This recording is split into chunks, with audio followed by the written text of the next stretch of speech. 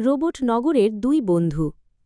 দূর এক গ্রহে, যেখানে মানুষ নয় রোবটেরা বসবাস করে, সেখানে ছিল দুটি শক্তিশালী নগরী, ইরানিয়া ও ইসরালিয়ন। এই দুই নগরী একসময় ভালো বন্ধু ছিল, কিন্তু সময়ের সঙ্গে সঙ্গে তারা ভুল বোঝাবুঝি ও অহংকারে জড়িয়ে পড়ে।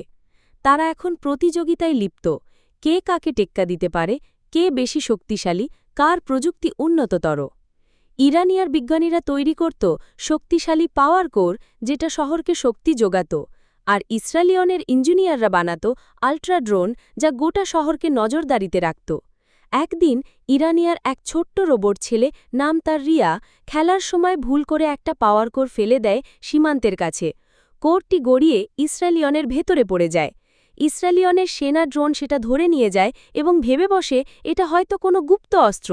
তারা সঙ্গে সঙ্গে রক্ষাব্যূহ জোরদার করে এবং পাল্টা এক ড্রোন পাঠায় ইরানিয়ার ওপর নজরদারি করতে। ইরানিয়া সেটা দেখে ভাবে ইসরায়েলিয়ন আমাদের দখল করতে চায়। ফলে তারা তৈরি করে বিশাল এক রোবট, ডিফেন্ডার 99। এর মধ্যে রিয়া, যে এই সমস্যা শুরু করেছিল, তার মন খারাপ। সে ভাবে, আমি তো শুধু খেলছিলাম, এখন সবাই যুদ্ধের প্রস্তুতি নিচ্ছে।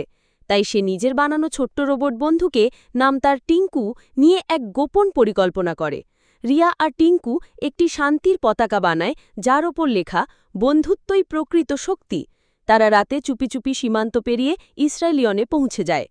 ইসরায়েলিয়নের এক ছোট্ট রোবট মেয়ে, নাম তার এলি, রিয়া ও টিঙ্কুকে দেখে প্রথমে ভয় পায়।